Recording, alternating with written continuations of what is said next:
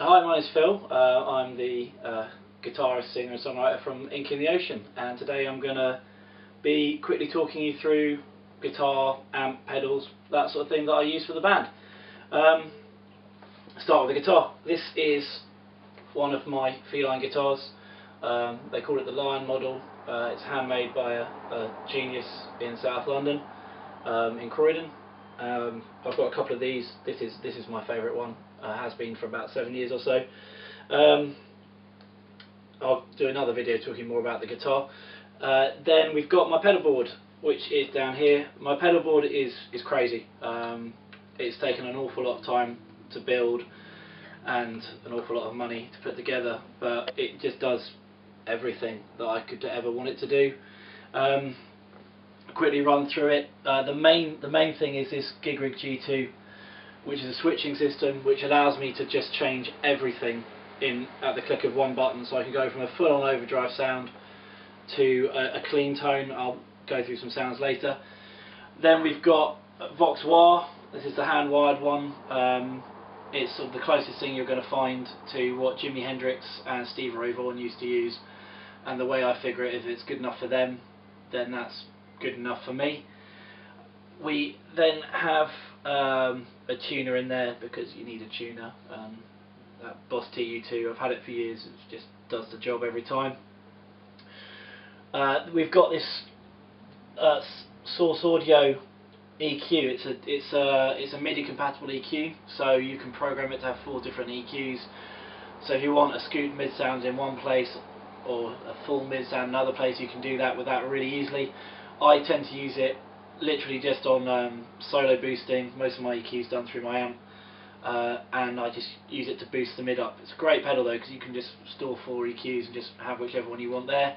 Then I've got the trilogy of Strymons, the Mobius, which is modulations, the Timeline, which is delays, and the Big Sky, which is reverbs, and I use those pretty much on every setting in one way or another, some of them more extreme than others, and I'll run through a few sounds there. And then the last piece of the puzzle is Hughes and Kettner Triamp. It's an absolute beast. It's an incredible amp. 6 channels, of which I only really use 3. 100 watts. It's going through Marshall 212 1936 cab, which has got Celestin vintage 30s in it, which I figure, you know, they're my favourite speakers. Lots of guitarists swear by them, guys like Slash and stuff. So you've got fairly good pedigree. I absolutely love them. So yeah, I'll just run through a few sounds. I tend to, because there's only 3 of us in the band, I essentially provide the mid and the treble. So I tend to just stick with brighter tones. This is the clean sound that I use on an awful lot of songs. It's got a phaser on it, a delay on it, and it's got the cloud setting from the Big Sky on it for the reverb, which gives it the nice sort of long sustain and sort of just.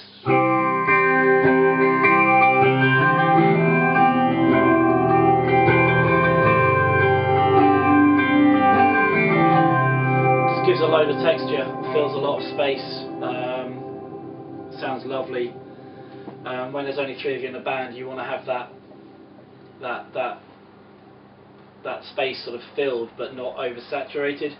So that's sort of the main clean sound I use. The main drive sound I use is off channel 3B on the Hughes and Kettner, and it's just a big old dirty overdrive. The mids aren't that scooped, but they are scooped a bit compared to where the bass and treble are, but it sounds a bit like this.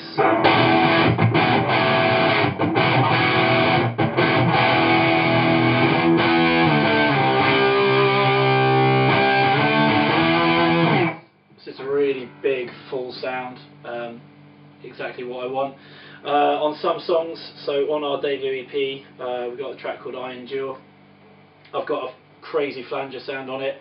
I only use this sound on one song, on like the introduction for it, but it's basically built over the same overdrive sound, but it's just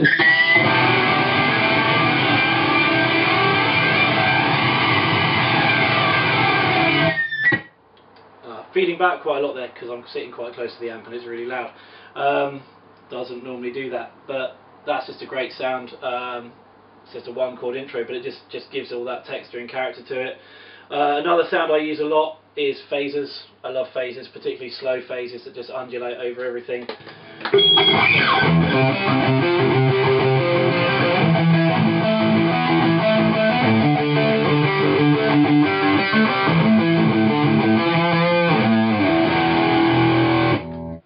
So when we started with inking, I had a very different pedal board. It was probably a lot simpler. I was going through a Fender Blues Junior. It's a great little amp, absolutely brilliant. But when you start gigging, 15 watts is fantastic for small gigs and stuff. But for the clean headroom and stuff, I needed to get something bigger. The Hughes and Kettner obviously does that with spades on it. Then, because I started using this, I was able to drop a couple of overdrive pedals and distortion pedals, because letting it, for me, it's all about saturated valve tone, and these just sound the nuts. I previously, I used to have a thing against sort of modulations and delays and reverbs, and think that you should just use a guitar and a wah and an amp. But again, with a three-piece band, that's doable. But for the style of music that we do, where you want to have that epic sort of stadium-y big noise going on, that's why I invested in the Strymons and things, because before I just had a phaser and a delay, and didn't really do what I needed it to do.